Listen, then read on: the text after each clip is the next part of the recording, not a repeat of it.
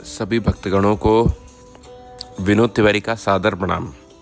साथियों, कार्तिक मास के कृष्ण पक्ष की एकादशी तिथि को रमा एकादशी कहा जाता है, जो कि आज 17 अक्टूबर शुक्रवार के दिन मनाई जा रही है।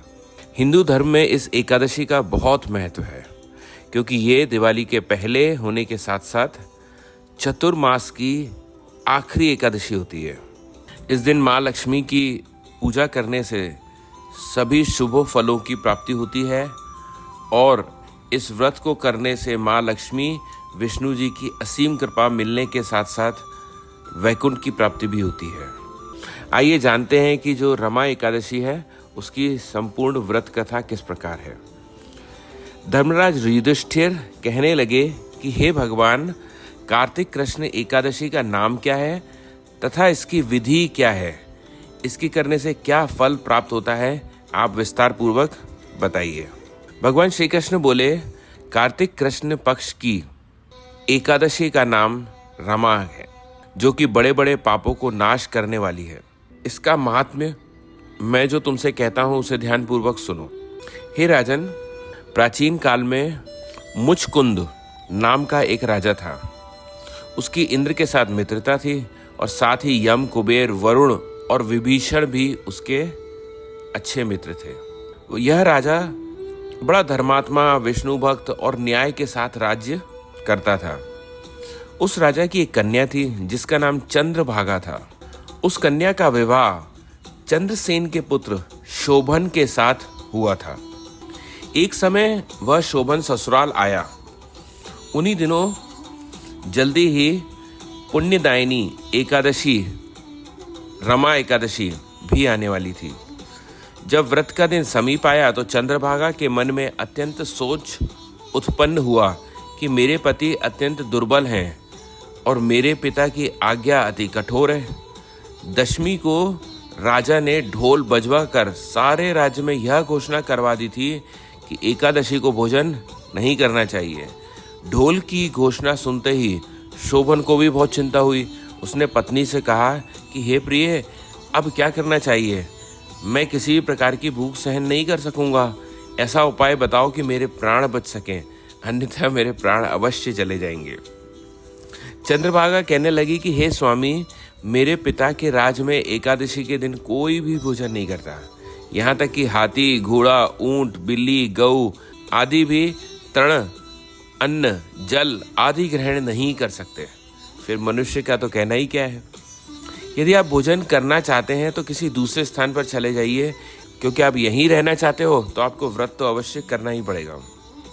ऐसा सुनकर शोभन कहने लगे कि हे प्रिय, मैं भी व्रत करूंगा और जो भाग्य में होगा वो देखा जाएगा।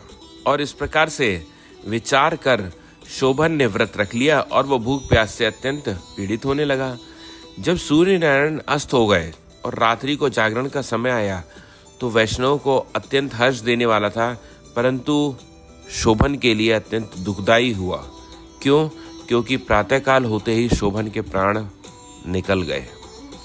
तब राजा ने सुगंधित काष्ठ से उसका दाह संस्कार करवाया, परंतु चंद्रभागा ने अपने पिता की आज्ञा से अपने शरीर को दग्ध नहीं किया और शोभन की अंत्येष्टि क्रिया के बाद अपने पिता के घर में ही रहने लगी।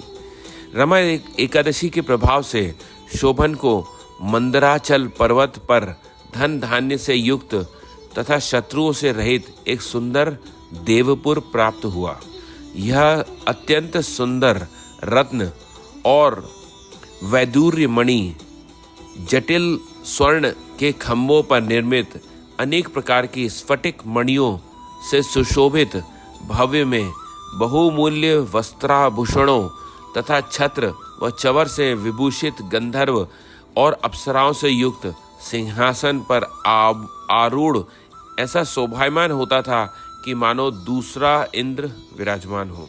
एक समय मुचुकुंद नगर में रहने वाले एक सोम शर्मा नामक ब्राह्मण तीर्थ यात्रा करता हुआ घूमता घूमता उधर जा निकला और उसने शोभन को पहचान लिया और उसने बोला, यह तो राजा का जमाई शोभन है। उसके निकट गया। शोभन भी उसे पहचान कर उसे आसन से उठकर उसके पास आया और प्रणाम आदि करके कुशल प्रश्न किया। ब्राह्मण ने कहा राजा मुचुकुंद और आपकी पत्नी कुशल से हैं, नगर में सभी कुशल से हैं, परंतु हे राजन, हमें आश्चर्य हो रहा है। आप अपना वृत्तांत कहिए कि ऐसा सुंदर नगर जो न कभी देखा न सुना आपको कैसे प्राप्त हुआ। तब शोभन बोला कि कार्तिक कृष्ण की रमा एकादशी का व्रत करने से मुझे यह नगर प्राप्त हुआ, परंतु यह अस्थिर है। यह स्थिर हो जाए ऐसा उपाय करिए। ब्राह्मण कहने लगे, हे राजन, यह स्थिर क्यों नहीं है और कैसे स्थिर हो सकता है, आप बताइए, फिर मैं अवश्यमेव वह उपाय करूंगा। मेरी इस बात को मिथ्या न समझिए। शोभन ने कहा, मैंने इस व्रत को श्रद्धा रहित होकर किया है, अतः यह सब कुछ अस्थिर है। यदि आप मुचुकुंद की कन्या चंद्रभागा को यह सब वृत्तांत कहें तो यह स्थिर हो सकता है। ऐसा सुनकर शेष ब्राह्मण अपने नगर लौटकर चंद्रभागा से वह सब वृत्तांत कह सुनाया। ब्राह्मण के वचन सुनकर चंद्रभागा बड़ी प्रसन्नता से ब्राह्मण से कहने लगी कि हे ब्राह्मण, ये सब बातें आपने प्रत्यक्ष देखी हैं या स्वप्न की बात कर रहे हैं। ब्राह्मण कहने लगे, हे पुत्री, मैंने महावन में तुम्हारे पति को प्रत्यक्ष देखा है, साथ ही किसी से विजय न हो ऐसा देवताओं के नगर के समान उसका नगर भी देखा है। उन्होंने यह भी कहा यह स्थिर नहीं है, जिस प्रकार वह स्थिर हो सके सो उपाय करना चाहिए। चंद्रभागा कहने लगी, हे विप्र, तो मुझे वहां ले चलो, मुझे पतिदेव के दर्शन की तीव्र लालसा है। मैं अपने किए हुए पुण्य से उस नगर को स्थिर बना दूंगी। आप ऐसा कार्य कीजिए जिससे हमारा संयोग हो, क्योंकि वियोगी को मिला देना ही महान पुण्य है। सोम शर्मा की यह बात सुनकर चंद्रभागा को लेकर मंदराचल पर्वत के समीप वामदेव ऋषि के आश्रम पर गया। वामदेव ने सारी बात सुनकर वेद मंत्रों के उच्चारण से चंद्रभागा का अभिषेक कर दिया। तब ऋषि के मंत्र के प्रभाव और एकादशी के व्रत से चंद्रभागा का शरीर दिव्य हो गया और दिव्य गति को प्राप्त हुई। इसके बाद बड़ी प्रसन्नता के साथ अपने पति के निकट गई। अपनी पति को आते देख शोभन अति प्रसन्न हुआ। उसे बुलाकर उसने बाईं तरफ बिठा लिया। चंद्रभागा कहने लगी, हे प्राणनाथ, आप मेरे पुण्य को ग्रहण कीजिए। अपने पिता के घर जब मैं 8 वर्ष की थी तब से विधि पूर्वक एकादशी के व्रत को श्रद्धा पूर्वक करती आ रही हूँ। इस पुण्य के प्रताप से यह नगर स्थिर हो जाएगा तथा समस्त कर्मों से युक्त होकर प्रलय के अंत तक रहेगा। इस प्रकार चंद्रभागा ने दिव्य आभूषणों और वस्त्रों से सुसज्जित होकर अपने पति के साथ आनंद पूर्वक रहने लगी। हे राजन, मैंने यह रमा एकादशी का महात्म कहा है। जो मनुष्य इस व्रत को करते हैं उसके ब्रह्म इत्यादि समस्त पाप नष्ट हो जाते हैं।